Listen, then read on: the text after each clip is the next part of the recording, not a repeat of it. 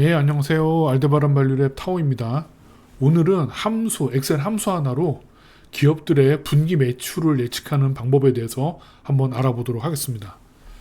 저는 우주에서 가장 미미한 존재고 주식도 못하지만 정말 주식 고수가 되고 싶어요. 진심으로, 트롤리. 우리 모두 그렇다고 그럴 거라고 저는 생각을 합니다. 그런데 주식 고수가 되기 위한 그 첫 번째 관문이 뭘까요? 가장 기본이. 예? 사업 비즈니스 구조를 잘 이해하는 거, 기본적 분석을 잘하는 거, 그런 기술도 중요하겠지만 저는 기본적으로 회사의 실적을 예측할 수 있는지 여부가 고수와 하수를 가르는 가장 큰 포인트가 되지 않을까라고 생각을 합니다. 저 개인적으로는 미미한 타우지만 저 개인적으로 그렇게 생각을 한다고요. 기업 상황에 대한 기본적인 이해뿐만 아니라 투자한 회사의 적정 주가를 계산함에 있어서 기업 실적을 예측하는 것이 이제 가장 필수적이기 때문이죠. 예. 기업 이익이 얼마나 날지 예상을 해야 이걸 근거로 PER이든 PBR이든 적용을 해서 적정 주가를 추정을 할 수 있지 않겠어요? 예. 이걸 못하면 기업이 예상대로 장사가 잘 되고 있는지, 시장에서 실적 대비해서 소외가 되고 있는지, 고평가되고 있는지 여부를 우리가 알 수가 없어요. 예. 계속 나보다 잘 맞추는지도 의문스러운, 예? 잘 맞추지도 못하는 소위 시장 전문가라는 사람들한테 휘둘릴 수밖에 없는 거지. 우리가 못하면 결국 수동적으로 그 사람들만 말만 듣고 수동적으로 투자에 임하다가 맨날 휘둘리다가 주도적으로 투자를 한 번도 못 해보고 손해만 보고 엑시트하더라는 거죠. 이런 경우가 얼마나 많아요. 저도 예전에 엄청 많았고. 얼마나 짜증이 나요. 그나마 기관에서 애널리스트가 커버하는 종목이면 또 그거 참고하니까 그나마 어떻게 쓸 수 있는데, 투자할 수 있는데, 회사는 굉장히 좋아 보이는데 실적을 우리가 예측을 못해. 이거 어떻게 할 거냐는 거지. 이 참 문제죠. 그래서 제가 이번에 또 야심차게, 예, 아무도 듣는 사람 없는 미미한 존재고 구독자도 없지만 또 야심차게 준비를 했습니다. 그게 뭐냐? 야너실이에요. 야너실. 예? 이게 뭐냐면, 야, 너도 실적 예측할 수 있어, 이 말이에요. 유치하지만 유치한 거 나도 알아. 유치한 거 나도 아는데, 야너실. 예? 예, 그 첫 번째 편으로 기업 매출을 예측하는 방법에 대해서 이제 간략하게 오늘 소개를 해드리려고 해요. 엑셀 함수로. 이제 엑셀에 간단한 함수 기능을 이용하면 아주 정교하지는 못하지만 내 마음대로 느낌적인 필링에 근거하는 이런 예측이 아닌, 가라 예측이 아닌, 그래도 통계적 기법에 기반한 객관적인 수치의 매출 예측 데이터를 누구든지 만들어낼 수가 있어요. 저는 중학생 정도만 되면 충분히 할 수 있다고 저는 생각을 합니다. 예? 이 안에 백그라운드, 그러니까 이 시계열 예측 기법이 어떤 백그라운드를 가지고 움직이는지는 이해는 나중 문제고, 어쨌든 결과를 뽑아낼 수 있다는 거죠. 그러면 왜 순이익 예측 바로 하지 않고 매출 예측부터 하느냐? 이게 일단요, 순이익 예측이 기술적으로 어려울 뿐더러 그냥 단독적으로 순이익 예측하는 것 자체가 기술적으로 쉽지가 않고, 이거를 매출에 기반하지 않고 이익을 예측한다는 건요, 그냥 털만 만지고 이게 고양인지 개인지 사자인지 맞추는 거랑 다름이 없다고 저는 생각을 하거든요. 근본이 없잖아. 그래서 이 시리즈를 시작으로 해서 매출원가, 영업이익 등을 엑셀로 통계적으로 예측해내는 방법을 제가 한번 만들어서 여러분들한테 공유를 드릴 테니까 끝까지 보시고 공부하신 이후에 지속적으로 기업 분석에 적용을 하시다 보면 분명히 투자 실력 향상에 엄청난 도움이 될 거라고 저는 100% 확신을 해요. 예. 그러니까 어때요? 구독, 좋아요 꼭 눌러주셔야겠죠. 자, 오늘은 우선 간략하게 말씀드리면 포캐스트 ETS라는 시계열 함수를, 엑셀에서 제공하는 시계열 함수를 이용해서 삼양식품의 10년 실적을 근거로 해서 2년 뒤 매출을 예측해내는 걸 우리가 한번 해볼 거예요. 그래서 엑셀 2016 버전 이상 코딩 전혀 없고요. 노란 칸에 실적만 입력하면 돼. 예. 그래서 보면 우리가 할 거는 예측 만들기. 그러니까 노란 칸에 실적만 집어넣으면 될 수 있다. 아주 쉬워. 노란 칸에 실적만 예측하면 끝이고, 다음에 그 나온 결과에 대해서 결과값을 해석하는 거. 실적 예측뿐만 아니라 이제 그 여러 가지 지표 결과값들이 나오는데 그거에 대해서 이제 해석을 어떻게 하는지, 뭐 알파, 베타, 감마 값을 어떻게 해석을 하는지, 그리고 오차는 얼마나 우리가 측정을 하는지, 모형에 오차가 있을 거잖아요. 그 측정을 하는지 볼 거고요. 다음에 그 모형의 예측치가 우리 기대 이하일 경우에는 대충 가로로 맞췄을 때보다도 못하게 나올 경우에 어떻게 성능을 향상시키는지, 학습 구간을 조정해서 어떻게 성능을 향상시키는지 그거 잠깐 볼 거예요. 자, 이제 본격적으로 한번 알아보도록 합시다. Let's go! 자, 오늘 제가 교육재료, 교보제로 사용할 기업은 불닭볶음면 수출로 최근에 급속한 성장을 이루고 있는 삼양식품입니다. 10년치 매출을 놓고 앞으로 2년치, 그러니까 8분기 매출을 예측하는 그런 형태로 제가 한번 예시를 만들어 봤고요. 요 엑셀 자료는 고정 댓글 링크나 아니면 제가 요 유튜브 영상 소개 그 글에 제 블로그, 금융제초소라고 제 블로그가 있는데, 제 블로그에 이 자료 링크를 제가 걸어 드릴 테니까 거기 가셔가지고 자료를 받아서 엑셀 자료를 보시면 될 것 같아요. 아마 엑셀 좀 하시는 분들은 자료 받아서 보시면 이제 금방 이해를 하실 거라고 저는 생각을 합니다.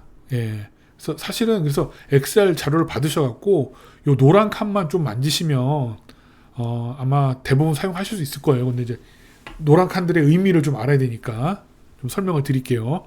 먼저 엑셀의 CER은요, 분기 매출이에요. 여러분들이 다트나 아니면 뭐 여러 군데 소스에서 기업들의 10년치 정도의 매출을 받아가지고 요 노란색 CER에다가 날짜에 맞춰서 입력을 하시면 돼요. 삼양식품의 경우 2016년 1분기부터 올해 2분기까지 42개 데이터를 제가 입력을 해서 넣었어요. 다트에 가서 보셔도 되고요. 아니면 제가 조만간에 2분기 실적 정리해가지고 정리한 데이터를 상장사 실적 데이터를 제 그 블로그나 이렇게 올릴 테니까요. 거기서 받으셔가지고 요 노란색 칸 C열에 채워 넣으시면 될 것 같아요. 그 B열은 날짜입니다. 요 날짜 보고 좀 질문을 많이 하실 것 같은데요. 왜 날짜에 3월 3일, 뭐 3월 3일이나 요런 형태로 뭐 6월 30일 이런 분기 말이 아니라 1월 1일, 4월 1일처럼 분기 첫날이냐 이렇게 질문을 하실 것 같아요. 근데 이 forecast ETS 함수 자체가 날짜 간격이 일정하다고 인식이 돼야 작동을 하는 함수거든요. 근데 이제 분기 말일로 입력을 하면 분기 간격이 90일, 91일, 90일 이렇게 들쭉날쭉하게 인식이 되기 때문에 함수가 오류를 나타내기 때문에 작동이 안 됩니다. 그래서 요 오류를 제거하기 위해서 이제 분기 첫날을 넣는 거예요. 이게 분기 첫날을 넣으면 매번 같은 달 1월 1일 패턴이라서 엑셀이 3개월 간격으로 깔끔하게 인식을 한답니다. 그래서 그러니까 이제 그냥 결산일이 아니라 결산일 다음 1월 1일로 입력을 해주시면 된다. 이건 그냥 뭐 이름표다, 태그다라고 생각을 하시면 될 것 같아요. 분기가 새로 갱신이 되면 어때요? 그냥 과거 데이터 하나 지우고 새로 데이터 넣은 다음에 뭐 이렇게 입력을 다시 하시면 되겠죠. 그리고 이제 다음 중요한 게 위에 설정 3칸이 있는데요. 첫 번째는 이제 계절 주기예요. 계절 주기. 계절 주기는 뭐냐면 이제 반도체, 라면 이런 거는 뭐 이게 반도체 같은 경우는 사이클을 타지 뭐 모르겠습니다. 뭐 3분기에 갑자기 많이 팔리고 뭐 1분기에는 덜 팔리고 이런 것보다 반도체는 사이클을 타잖아요. 그러니까 이건 이제 계절성은 없는 거죠. 라면도 뭐 1분기에 덜 팔리고 4분기에 많이 팔리고 이런 계절성은 없는 거잖아요. 그러니까 계절성이 이제 뭐 1월에 1분기에 많이 팔리고 4분기에 덜 팔리고 이런 게 없으니까 예, 그런 업종 같은 경우에 이제 계절성은 0을 주는 거고요. 가령 의류 같은 거 3, 4분기에 뭐 4분기에 많이 팔린다. 성수기이기 때문에. 그래서 매출이 4분기에는 확 늘어나는 구조다. 그런 경우에는 이제 1년에 4분기니까 요 1년에 4분기를 컴퓨터 네가 학습을 해가지고 계절성 패턴을 4개 분기를 1년에 4개 분기를 인식을 해갖고 네가 계절성 패턴을 공부해라. 뭐 이렇게 명령을 주는 거예요. 그래서 0은 계절성 패턴이 없는 거. 계절성 패턴이 존재한다면 4 이렇게 입력을 해주시면 되겠죠. 뭐 4분기라서 4를 넣는 게 아니라 네가 4개 분기를 보고 1분기, 2분기, 3분기, 4분기 4개 분기를 보고 그 4개 분기 안에서의 패턴을 파악해라. 이렇게 엑셀한테 명령을 내리는 거예요. 아시겠죠? 다음에 신뢰수준 95%는 뭐 여러분들 신경 쓰지 않으셔도 될 것 같고요. 학습 시작 연도는 중요한데 이건 뒤에서 설명을 드릴게요. 그리고 학습 시작 위치는 건드리지 마세요. 네, 그냥 요거 그냥 그대로 두면 될 것 같습니다. 그리고 이제 함수 이제 엑셀 시트는 이제 설명이 대략적으로 끝났고요. 함수를 설명을 드리면 함수는 이제 크게 5개 파라미터가 들어가요. 5개 파라미터가 들어가는데 이제 첫 번째가 시점. 네가 어느 지점을 예측해. 그러니까 2026년 3분기를 예측해. 여기처럼 요 3분기를 예측해. 이렇게 예측 지점을 지정하는 거죠. 여기 하나를 이렇게 딱 지정하는 거겠죠. 셀을 지정하는 거고요. 다음에 실적, 요 노란색 실적한 범위를 싹 다 범위로 해서 요 실적에 입력을 해주면 될 것 같고요. 실적 범위를 과거 데이터를 얘 같은 경우에는 42개 데이터니까 42개 범위로 입력을 해주면 되겠죠. 그리고 날짜, 요 실적 데이터에 대응하는 날짜를 또 범위로 입력을 해주시면 될 것 같고요. 다음에 이제 계절성은 요 계절성을 링크로 해가지고 0이냐 4냐 뭐 이런 형태로 계절성을 입력을 해주시면 되겠죠. 일은 빈칸일 경우에 어떻게 할래? 요거는 이제 알아서 채워 넣어라. 일 하면 되는 거예요. 그래서 실제로 여러분들이 입력해야 되는 거는 시점, 실적, 날짜, 계절 4가지 파라미터. 마지막 빈 데이터 처리는 1로 이렇게 함수를 사용하시면 될 것 같습니다. 이 엑셀 시트를 보시면 금방 이해가 되실 거고, 만약에 엑셀 시트 보시고 이해가 안 되시는 분들이 있다면 댓글 남겨주시면 제가 알려드리도록 할게요. 자, 이제 다음 이제 그 모형의 진단 부분 한번 보도록 하겠습니다. 자, 함수가 답을 준다고 해서 이게 끝이 아니죠. 그 답을 믿어야 되는지를 우리가 판단을 해야 된다고요. 그러니까 AI도 얼마나 거짓말을 많이 해요. 하루 종일 거짓말하라고 싸우잖아. 요즘은 좀 나아졌지만. 그러니까 얘도 모형이 나타내는 결과가 이게 정확한지 어떤지 우리가 진단을 해야 된다고요. 그래서 거기서 이제 그걸 위해서 필요한 내용들인데, 이제 결과값 엑셀 시트 위에 보면은 알파, 베타, 가마, MASE 이렇게 4개의 지표들이 나오거든요. 근데 요건 이제 뭐 어떤 의미인지 하나씩 설명을 드릴게요. 알파는요, 지금 위치예요. 지금 위치. 그러니까 현재 매출 규모를 얼마나 빨리, 얼마나 많이 반영하느냐.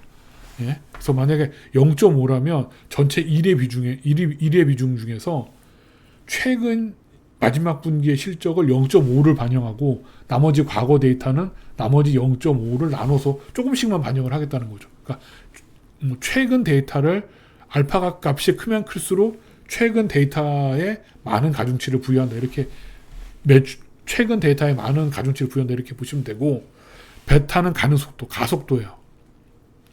분기당 얼마씩 크고 있는지 그 성장 속도의 갱신하는 속도를 얘기하는 거죠. 이 값이 높으면 최근의 가속을 미래에 그대로 연장을 합니다. 최근에 이 실적의 가속도를 그냥 그대로 연장을 하는 거죠.